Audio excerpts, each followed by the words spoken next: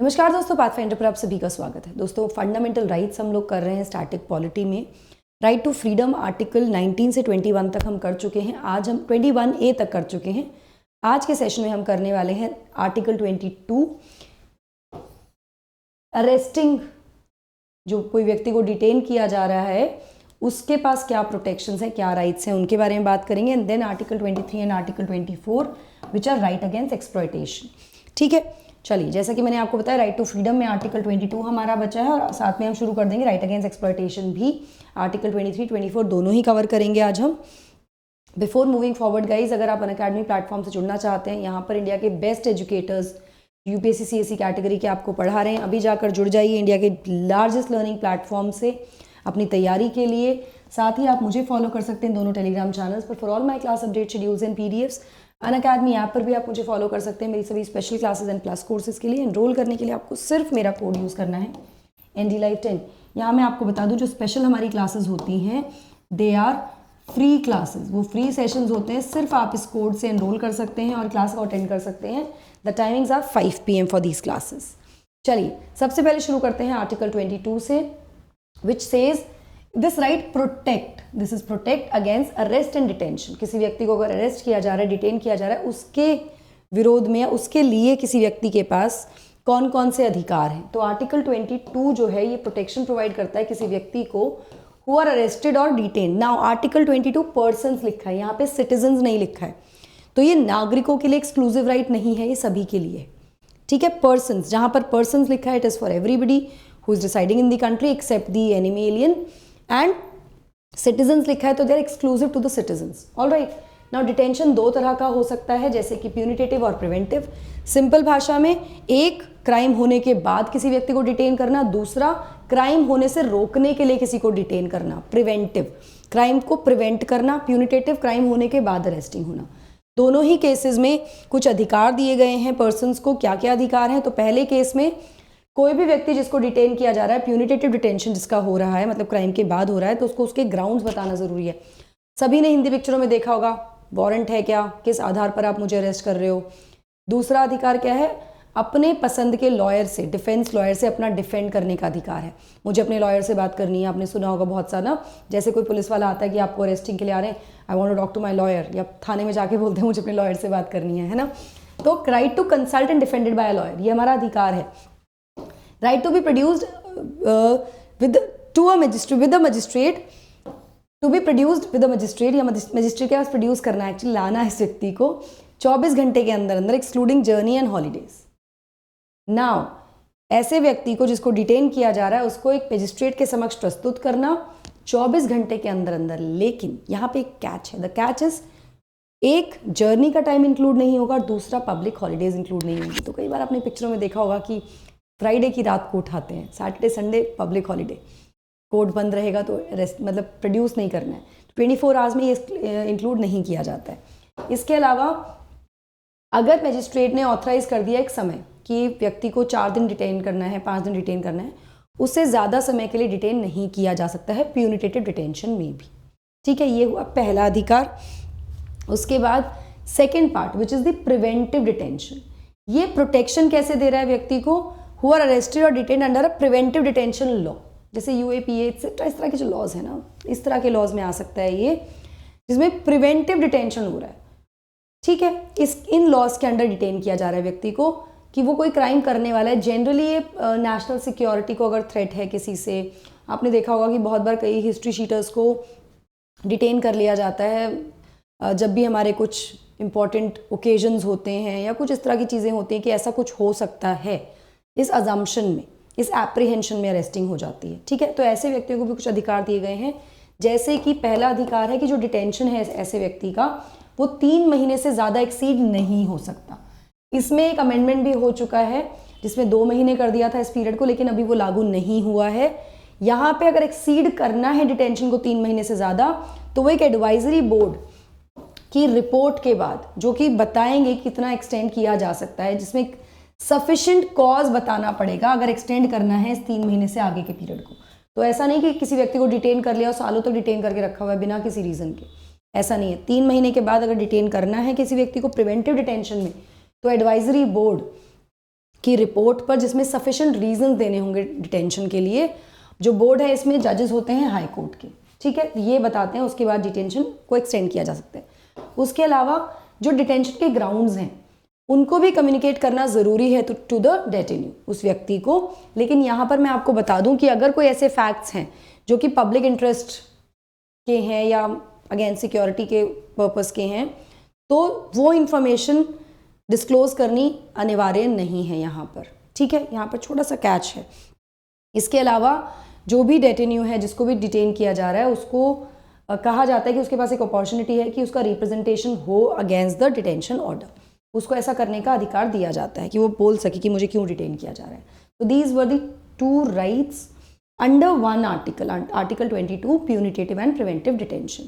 Next comes the right against exploitation, Article 23 and Article 24. Article 23 is a right which is given to all, as in it is for all the people, children, adults, everybody. Article 24 is exclusive right of the children against exploitation. क्या क्या है चलिए देख लेते हैं। तो हमारा जो कॉन्स्टिट्यूशन है ना, 3 तरह के स्पेसिफिक ईवल्स बताता है, मेंशन करता है, उनको इलीगल घोषित करता है।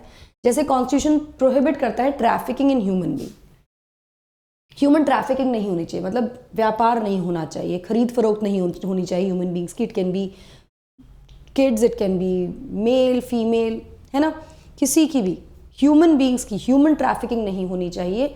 यहाँ पे आप एक तरह से समझ सकते हैं कि जैसे प्रोस्टिट्यूशन है, देह व्यापार है, वो भी इसी के अंदर आ जाता है। इसको प्रोहिबिट किया गया, प्रतिबंधित किया गया है। ट्रैफिक यहाँ पे मतलब है buying and selling of human beings, usually women for immoral purposes. जैसे मैंने आपको बताया कि प्रोस्टिट्यूशन एक्सेट्रा में ज़बरदस्ती करते हैं, ये प्रोहिबिट किया गया है, ठीक है। दूसरा स्पेसिफिक ईवल या जिसको इलीगल घोषित किया गया है वो है फोर्स्ड लेबर और बेगार। इसको भी प्रोहिबिट किया गया है हमारे कॉन्स्टिट्यूशन में, इसको भी प्रतिबंधित किया गया है। मतलब ज़बरदस्ती, बंधुआ मजदूरी या बेगार नहीं हो सकता है किसी भी फॉर्म में।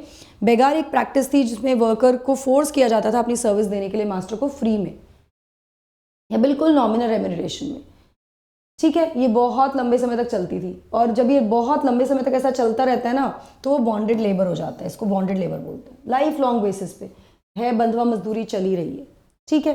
तो ये भी प्रोहिबिटेड है, प्रतिबंधित है।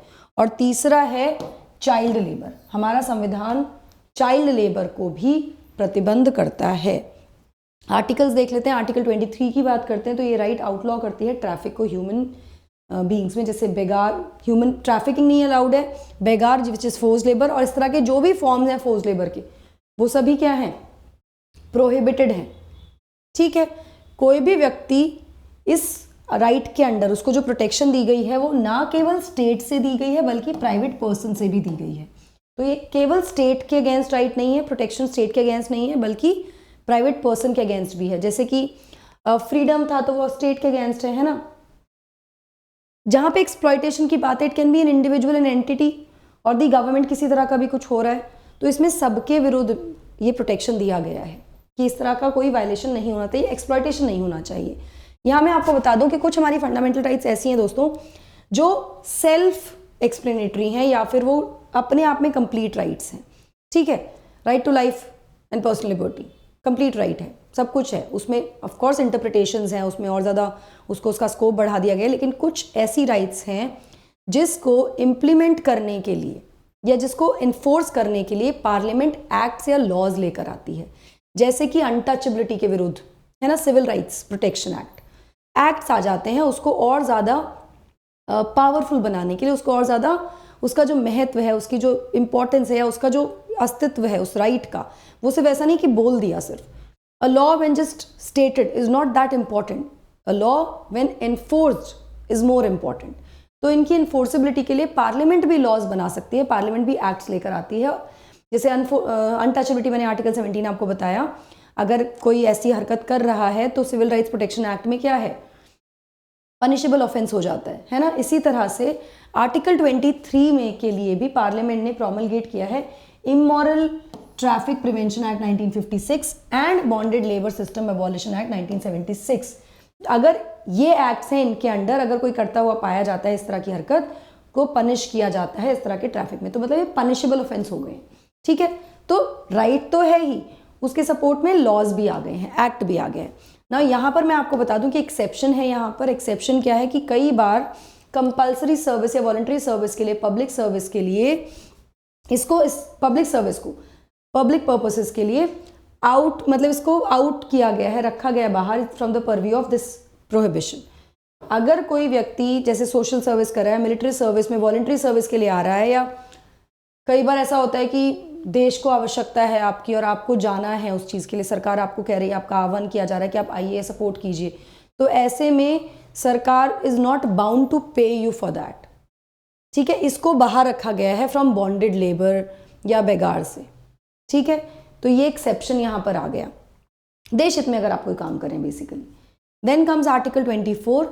आर्टिकल 24 के अकॉर्डिंग जो भी बच्चे 14 साल से कम आयु के हैं उनको प्रतिबंधित किया गया है किसी भी फैक्ट्री, माइन या कोई भी ऐसा जो डेंजरस एक्टिविटीज़ हैं, जैसे कंस्ट्रक्शन का काम या रेलवेज का काम, ये क्रैकर्स बनाने वाली जो फैक्ट्रीज होती है ना, बम बनाने वाली फैक्ट्रीज जो होती है, बम ऐसे पटाखे, नॉट बम, पटाखे बनाने वाली फैक्ट्री जो होती हैं, वहाँ पर जो इस तरह की जो भी बैंगल फैक्ट्रीज हो गई, इस तरह की फैक्ट्रीज में काम करना अलाउड नहीं है 14 साल से कम बच्चे को। यहाँ पर कोई बच्चा एम्प्लॉय हो सकता है किसी हार्मलेस या इनोसेंट काम में, उसमें एम्प्लॉयमेंट हो सकता है, उसके लिए डिनाइल मना नहीं किया गया, प्रोहिबिशन नहीं है। इसको भी और ज़्यादा सशक्त करने के लिए और ज़्यादा स्ट्रॉन्ग बनाने के लिए इस राइट को the child labour prohibition and regulation act 1986 was passed, which is the most significant law in this direction. ये बहुत ही महत्वपूर्ण एक कानून पास किया गया था पार्लियामेंट के द्वारा। ये एक लैंडमार्क लॉ है जो पास किया गया था to combat the pervasive problem, जो भी प्रॉब्लम है बच्चों के चाइल्ड लेबर की देश में हमारे, ये स्पेसिफाई करता है कब और कैसे बच्चे काम कर सकते हैं और साथ साथ कहाँ और कितना प्रोहिबिशन दिया गया है, कैसे क्या क्या चीज़ें प्रोहिबिट की गई, मतलब ये क्लैरिफाई करता है पूरी तरह से। यहाँ पर बच्चे की अगर हम बात करें, चाइल्ड किसको कहा गया है, तो child is described as a person who has not yet completed his or her 14th year of as. 14 साल तक की उम्र वाले जो बच्चे हैं उनको बच्चा की संज्ञा दी गई है यहाँ पे इस आर्टिकल के लिए। ठीक है, minor is less than 18, child is 14th year नहीं अटेन किया है वो वाले बच्चे। 1986 का जो एक्ट है ये फॉरबिड करता है बच्चों को सर्व करने के लिए इन 13 प्रोफेशन एंड 57 प्रोसेसेस, 13 प्रोफेशंस और 57 प्रोसेसेस में मना किया गया, फॉरबिड किया गया कि बच्चे काम नहीं कर सकते हैं इस एक्ट के द्वारा। इसमें कुछ अमेंडमेंट्स भी हुए हैं, जैसे कि child labour prohibition regulation amendment act 2016। इस एक्ट ने कंप्लीटली फॉरबिड कर दिया employment of children below the 14 years of age. कोई एम्प्लॉयमेंट नहीं होगा, ऐसा कहा गया ना। इसमें क्या क्या है, ये जो एक्ट है ये प्रोहिबिट करती है individual between the age of 14 to 18 years also. बच्चों को तो मना ही कर दिया। ठीक है, इसमें कहाँ पे अलाउ किया गया मैं बताऊंगी आपको। यहाँ पे जो 14 साल से कम के बच्चे हैं उनको तो फॉरवर्ड कर दिया गया एम्प्लॉयमेंट, उनको कोई भी रोजगार के लिए मना कर दिया गया कि कोई काम नहीं करेंगे। 14 से 18 साल के जो बच्चे हैं उनको मना कर दिया गया है कि कोई भी हजार्डस ऑक्यूपेशन या प्रोसीजर्स में वो पार्टिसिपेट या काम नहीं कर सकते हैं। इसके साथ साथ जो अमेंडमेंट एक्ट है इसने इंक्रीज कर दिया है severity of the penalties also. अगर कोई ऐसा करता पाया जा रहा है, किसी बच्चे को ऐसे एम्प्लॉयमेंट में लगाता हुआ पाया जा रहा है, तो यहाँ पे पेनल्टीज जो होंगी, पनिशमेंट जो होंगी वो भी काफ़ी सिवियर हैं अगर कोई ब्रेक कर रहा है। यहाँ पे कुछ एक्सेप्शन है। एक्सेप्शन क्या है कि जो बच्चे हैं वो अलाउड हैं अगर उनका जो कन्विंस्ड फैमिली ऑक्यूपेशन है, अपना घर का ही काम है, उसमें अलाउड है। साथ साथ आर्टिस्ट, अगर कोई बच्चा, मतलब आपने कहा होगा ना टीवी सीरियल में काम करते हैं, कॉम्पिटिशन्स में आते हैं, तो ऐसे बच्चों को भी अलाउ किया गया है, they are allowed to do this. लेकिन उनकी एजुकेशन हैम्पर नहीं होनी चाहिए, ये इंश्योर करना ज़रूरी है अंडर दिस अमेंडमेंट एक्ट। ठीक है, इसके अलावा इसमें 2017 में फिर से संशोधन किया गया, एक और संशोधन आया which is child labour prohibition and regulation amendment rule 2017। इसमें 2017 में सरकार ने रिलीज़ किए कि जो भी रूल्स हैं, in order to conclude a broad and detail structure, एक बड़ा डिटेल स्ट्रक्चर दिया गया है बच्चों के लिए और एडोलसेंट लेबर्स के लिए, कि प्रिवेंशन, प्रोहिबिशन, रेस्क्यू और रिहैबिलिटेशन को लेकर, कि उनको प्रिवेंट किया जाए, वो ऐसे काम में इन्वॉल्व ना हो, प्रोहिबिट किया जाए, प्रतिबंधित कर दिया गया। अगर कोई ऐसे काम में फंसा हुआ है तो उसको रेस्क्यू करना, उसको रिहैबिलिटेट भी करना, उसका फिर से पुनर्स्थापना करवाना, उसको काम देना, उसको एजुकेशन में इन्वॉल्व करना, एटसेट्रा, इस तरह की चीज़ें। ठीक है, ये जो रूल्स हैं एक्सप्लेन करते हैं concerns related to the jobs of family businesses also. कि भाई जो बच्चे फैमिली बिजनेस में, अभी कहा कि फैमिली बिजनेस में अलाउड है, लेकिन हो सकता है फैमिली बिजनेस कुछ इस तरह का हो जो बच्चे के लिए सही नहीं हो, तो यहाँ पर वो रूल्स दिए गए हैं। साथ साथ जो आर्टिस्ट हैं, जो बच्चे हैं, जो आर्टिस्ट हैं, उनको भी प्रोटेक्शन प्रोवाइड की गई है, उनके वर्किंग आवर्स और उनकी कंडीशंस को डिफाइन करके, कितने घंटे काम कर सकते हैं, उनकी कंडीशंस क्या होंगी, वर्किंग कंडीशंस एक्सेट्रा। तो यहाँ पर मैं मतलब ये पूरा चीज़ें की गई हैं। साथ में यहाँ मैं आपको बता दूं कि आर्टिकल 24 और आर्टिकल 21A के आने के बाद हमारा जो बच्चों का जो प्रोहिबिशन, मतलब चाइल्ड लेबर से जो एक्सप्लॉयटेशन, राइट अगेंस्ट एक्सप्लॉयटेशन जो है बच्चों के लिए जो प्रोहिबिट करता है, रेगुलेट करता है, ये और ज़्यादा एम्पावर हो गया, क्योंकि 6 से 14 साल के बच्चों को कंपलसरी एजुकेशन है ना। यहाँ पे 14 साल के बच्चों को नहीं जाना है किसी काम के लिए, रोज़गार के लिए, तो ऐसे में एजुकेशन या एनरोलमेंट बढ़ेगा और ये एक तरह से इफेक्टिव राइट होगा। तो दोनों राइट्स मिलके इसको कंप्लीट राइट की तरह हम कह सकते हैं कि बनाती है बच्चों के बेहतर भविष्य के लिए। आई होप आपको ये राइट समझ में आई होंगी। नेक्स्ट सेशन में हम डिस्कस करेंगे right to freedom of religion, article 25 से लेकर आर्टिकल 28 तक। Then will go directly to 29-30 and then directly to article 32 which is writ jurisdiction. ठीक है, चलिए। रफ्तार और एक्सलेट बैचेस शुरू हो चुके हैं बायलिंगुअल और इंग्लिश मीडियम में, अभी जाकर एनरोल कर लीजिए। 300 घंटे में आपका 100% रिवीजन कराया जाएगा बाय इंडिया टॉप एजुकेटर्स। मेरा कोड है NDLive10, आप मेरा कोड यूज़ कर सकते हैं एनरोल करने के लिए और अवेल कर सकते हैं 10% का discount on the already discounted price here. रफ्तार बैच में आपको ये सब दिग्गज पढ़ाने वाले हैं इन बायलिंगुअल, साथ ही these are the top educators will be teaching you for UPSC in last 6 months. English medium में CSAT आपकी प्रिपरेशन या आपकी सिलेक्शन में ब्लॉक ना कर दे आपकी सिलेक्शन को, ये इंश्योर करने के लिए हम लेकर आ रहे हैं 12 दिसंबर से CSAT स्पेसिफिक बैच, जिसमें 20 प्रैक्टिस टेस्ट भी मिलेंगे आपको। दिस बैच आप ज्वाइन कर सकते हैं विद माय कोड NDLive10। ये एक स्पेशल प्राइस पे आपको बैच मिल रहा है, ये आप ज्वाइन कर लीजिए अभी के अभी जाकर, ताकि CSAT आपको और ज़्यादा बेहतर हो जाए। EMI का ऑप्शन भी अवेलेबल है दोस्तों यहाँ पर आपके लिए। Last mile interview guidance programme है जो कि फ्री है बिल्कुल, सिर्फ आपको मेरा कोड यूज़ करना है और आप इसको एनरोल करके अपनी प्रिपरेशन बेहतर कर सकते हैं। मेंस का रिजल्ट बहुत जल्दी डिक्लेयर होने वाला है, जैसा कि आप जानते ही होंगे। साथ ही मेंस GS PYQ 2018 से 21 के वीडियो सॉल्यूशंस लाइव हैं, अभी जाकर डाउट एंड सोल्यूशन सेक्शन में इसको ब्राउज कीजिए और अपने डाउट्स को क्लियर कीजिए कि आपको तैयारी आंसर कैसे लिखना है, क्या गलतियाँ हो रही हैं, etcetera. So that is it from my side. I hope you like the session. Do not forget to like, share and subscribe to the channel. Also hit the bell icon so that you get notifications about our latest updates. That's it from my side guys. Thank you so much. God bless.